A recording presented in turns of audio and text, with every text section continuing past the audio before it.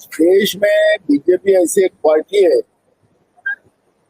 कि जनता के मूल इश्यू को डाइवर्ट कर कर किसी के व्यक्तिगत जीवन में आरोप लगाकर उस आदमी को बेइज्जत करना, सामाजिक जीवन में उसको उध्वस्त करना, राजकीय जीवन में उसकी बर्बादी करना और इस तरह की झूठी कहानी बनाकर बीजेपी हमेशा जो व्यवहार करते आई है उसका एक बड़ा परिणाम है कि दिशा सालियन के प्रकरण में पुलिस ने जो आज कोर्ट में जो रिपोर्ट पेश किया है वो कोई आत्महत्या नहीं थी, वो अपराध था।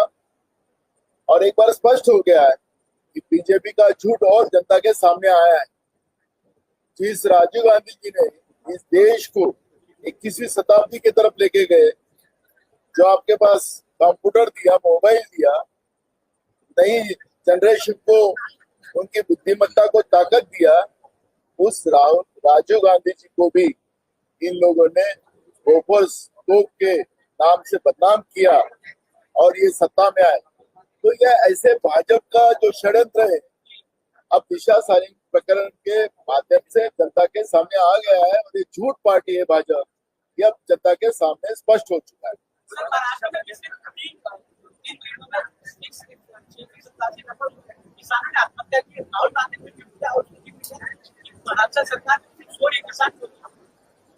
देखो, देश में सबसे ज्यादा किसानों की आत्महत्या महाराष्ट्र में चल रही है।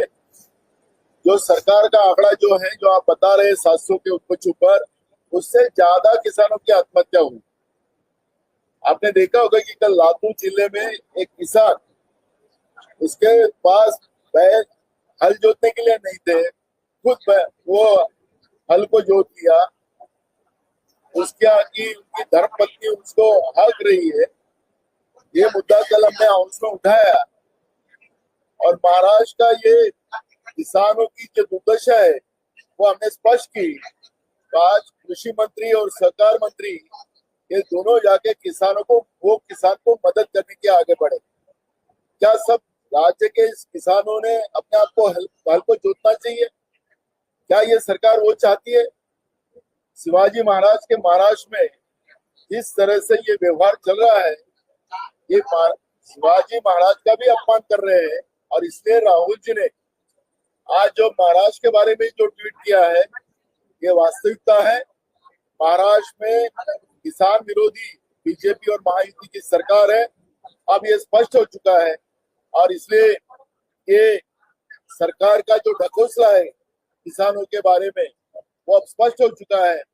महाराष्ट्र में कब किसानों की आत्महत्या रोकेगी ये सरकार? कब किसानों का कर्जा माफ करेगी सरकार? या मोदी जी के मित्रों को ही मदद करते रहेंगी ये सरकार? ये सब प्रश्न यहाँ पे खड़े हुए हैं। पुणे में एक घटना घटी जहाँ 25 वर्ष से महिला था, तो कुरियर बॉय बनकर घुसता है, उसके साथ उसके बाद सेल्फी निकालना कहकर मुझे वापस। महाराष्ट्र में कानून व्यवस्था है, कोई भी अब उसका कोई ठिकाना नहीं रहा है। जहाँ लोग रास्ते में चलते हुए भी उनको जीना आराम हो चुका है, घर में रहने से भी जीना आराम हो गया है। तो महाराष्ट्र में कानून व्यवस्था पूरी बर्बाद हो चुकी है। आपने देखा होगा कि जो पुलिस महकमे में जो अधिकारी जो रखे गए हैं, वो अधिकारी इनकी जो चापलूसी करने वाले हैं उनको ही रखा गया है मेन पोस्ट पे। महाराष्ट्र की डीजी जो है वो खुद ही बीमार है और लेकिन उसको 2 साल का एक्सटेंशन देकर उसको क्यों सपोर्ट कर रहे हैं? और ऐसे समय में जो अच्छे आईपीएस अधिकारी जो है, उनका टेरर इस गुनेगारों के बीच में है, उनको साइडलाइन करके रखा। तो सरकार जो है उनकी बीजेपी पार्टी को कैसी ताकत मिलेंगी, उसके ऊपर काम कर रही है।